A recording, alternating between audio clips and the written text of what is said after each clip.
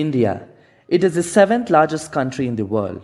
It stretches nearly 3,000 kilometers from Arunachal Pradesh in the east to Gujarat in the west and covers almost 30 degrees of longitude. It follows the Indian Standard Time, which is based on longitude 82.5 degree that passes through the town of Mirzapur, Uttar Pradesh.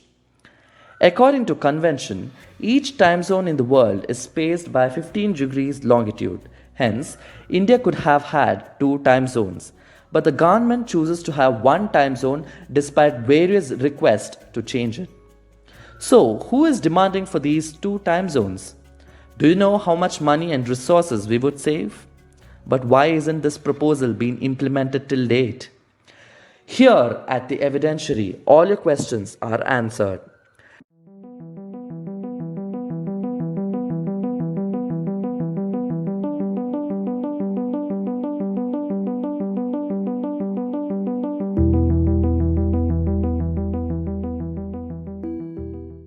Time zones in India were officially established by the British in the year 1884.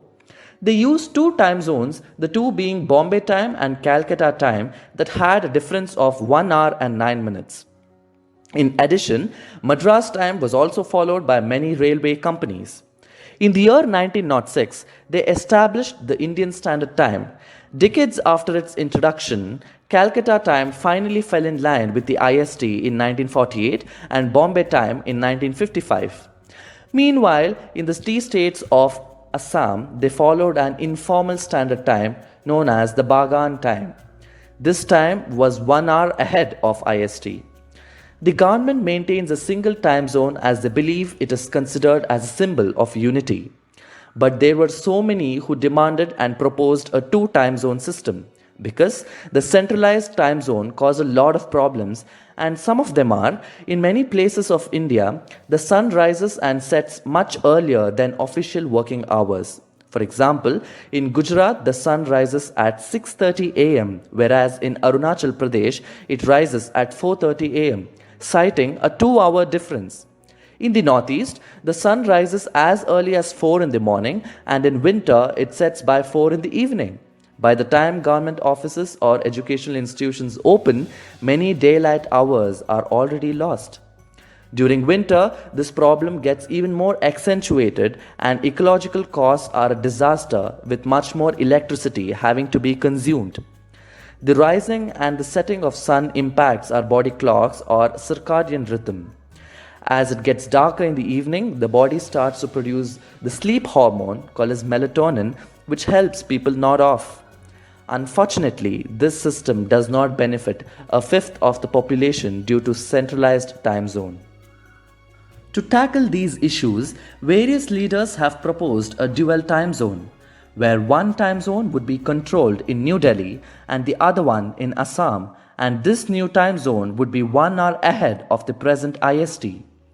Implementing a dual time zone would have a lot of benefits. First off, by advancing the IST to just half an hour would result in saving 2.7 billion units of electricity every year by using the waste daylight hours. Reduction in energy consumption would significantly cut down India's carbon footprint, boosting India's resolve to climate change. People will be able to work better and plan better, leading to greater efficiencies among the workforce according to natural cycles. So what are we waiting for? Why don't we implement a dual time zone? As exciting and beneficial it sounds, there is a catch. A dual standard time would cause confusion in office timings, different working hours for other organizations, and chance that railway accidents might become more frequent. With high illiteracy levels, if the country were divided into two time zones, there would be a chaos between the borders of the two zones. It would mean resetting clocks with each crossing. Keeping this in mind, whether India needs a dual standard time still remains a topic of debate. But to implement these recommendations, it should be supported by the government to gather data and track charges in the economic activity pattern of the nation.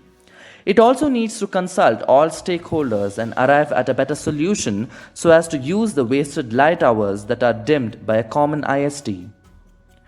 Thanks for watching. If you like this video, give it a thumbs up and share it with your friends. and subscribe to this channel.